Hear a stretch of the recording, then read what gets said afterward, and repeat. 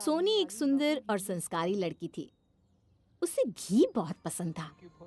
नहीं नहीं, खाने में नहीं, आग में डालने में।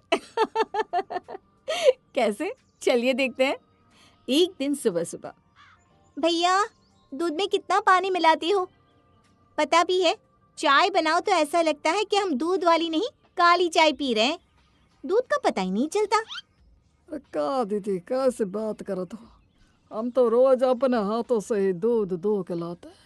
मिलावट का तो हम सपने में भी ना हो सोच सकत। राम राम राम राम, ये का बात करत हो? दूध वाला वहां से चला जाता है। पब्लिक को पागल बनाता है। दूध में ढेर सारा पानी मिलाकर कहता है कि मैं ऐसा नहीं करता दीदी। अरे क्या हुआ बहू, क्यों माथा गरम कर रही है सुबह सुबह? दूध वाले की वजह से दिमाग खराब हो रहा है माँ जी। वहीं 3-4 दिन बीत जाते हैं, लेकिन दूध वाले की कोई खोज खबर नहीं। उस दिन जरा सी बात क्या बोल दी, तब से दूध देने ही नहीं आया। अरे नहीं बहू, वो दूध वाले की भैंस ना खूंटा तोड़कर भाग गई, इसलिए बेचारा दूध देने नहीं आ पा रहा। तभी दूध वाला वहां आता है। भाभी जी, हमारा हिसाब कर दीजिए। भैया क्या हुआ, दूध देने नहीं आ रहे हो? भैंस या छोड़कर किसी भैंसी के साथ भाग गई क्या? ये कहा दीदी, आप हमारी हालत पर इस तरह मजाक बना रही हो? अरे नहीं नहीं नहीं, मैं तो बस पूछ रही थी। खैर, ये लो तुम्हारे बकाया पैसे। वहीं शाम के समय गिन्नी बड़ी ही उदास परेशान बैठी होती है। ये गिन्नी को क्या हो गया? ऐसे तो भाभी भाभी करके सारा दिन परेशान करती थी, मुझे एक पल चैन से बैठने नहीं देती थी। ऐसा क्या हो गया, पता तो लगाना ही पड़ेगा। वहीं कुछ देर बाद जब सभी साथ में शाम की चाय पी रहे होते हैं। गिन्नी, क्या हुआ, उदास क्यों बैठी हो? कुछ नहीं भाभी, मैं तो नॉर्मल हूँ। अच्छा, वैसे आज तुम्हारे रिजल्ट आया ना, बताया नहीं घर वालों को? अच्छा, आज तेरा रिजल्ट आया क्या गिन्नी? टॉप किया कि नहीं? किया ना टॉप। अरे सारा दिन मेरी ननद मोबाइल लेकर इतनी पढ़ाई करती थी, टॉप कैसे नहीं करती? टॉप किया है मेरी ननद जी ने पूरी क्लास में। अरे नहीं, ये भाभी ना आग में घी डालने से बाज नहीं आती। गिन्नी बुरी फंसी आज तो तू। अच्छा, ये तो बड़ी खुशी की बात है, तो अव्वल आई है। अरे पूरी बात तो सुन लो। नीचे से टॉप किया, ऊपर से नहीं। 100 में से 0.99 यानी कि 0.99% आए। ये क्या कह रही है बहू तू? मेरी बेटी तेरी तरह थोड़ी ना है। अच्छा, यकीन नहीं आता आपको तो पूछ लो ना अपनी लाडली से। भाभी सच कह रही है। जिसके बाद बेचारी गिन्नी को कॉलेज में फेल हो जाने के कारण घर में बहुत डांट पड़ती है। वहीं वो अपनी भाभी से बिल्कुल भी बात नहीं करती। आखिर इनको मेरे फेल होने वाली बात का पता कैसे चला? अच्छा हुआ मैंने उसके कमरे में रखा हुआ रिजल्ट देख लिया था। ऐसे ही एक दिन, आप हमेशा पड़ोसी के कुत्ते को क्यों छेड़ते रहते हो? कभी काट लिया तो? कैसी बात करती हो भाग्यवान, वो तो मेरे साथ खेलता है और मुझे मजा आता है उसे परेशान करने में। वहीं शाम के समय ससुर जी लहूलुहान होकर घर आते हैं। अरे क्या हुआ ये? आपको इतनी चोट कैसे आ गई? डॉक्टर, डॉक्टर को बुलाओ जल्दी से। हाँ हाँ बुला रही हूँ। अरे गिन्नी, कॉल करके डॉक्टर को बुला। अब बताइए ये सब कैसे हो गया? वो पड़ोसी का कुत्ता है ना टॉमी, उसी ने काट लिया। पापा जी, आप तो कहते थे कि वो आपके साथ बड़ा ही फ्रेंडली है, क्या हुआ? पता है माँ जी, पापा जी कुत्ते के सामने हड्डी लेकर खड़े होकर उसे 1 घंटे से हड्डी के लिए लालच दे रहे थे, जिस वजह से उसने पापा जी को काट लिया। तुझे कैसे पता चला बहू? पड़ोसन का मैसेज आया था मोहल्ले की व्हाट्सएप ग्रुप पर।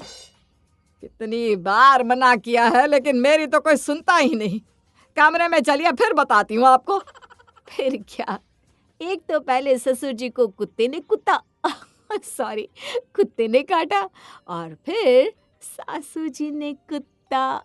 आ, सोनी को ये सब देखकर बड़ा मजा आ रहा था।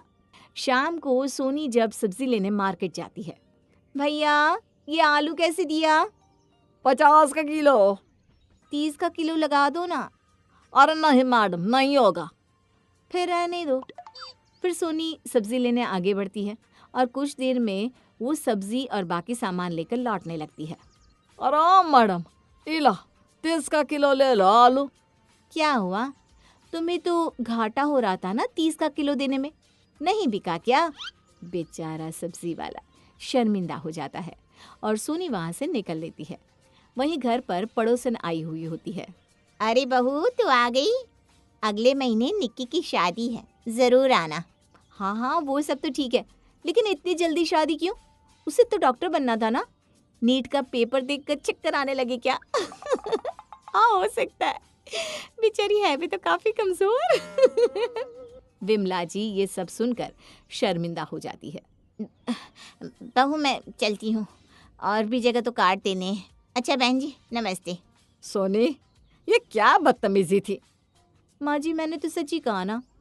हमारे जिगर जी, देवर जी और गिन्नी के कंपेयर में विमला आंटी कितनी डींगे हाँकती थी।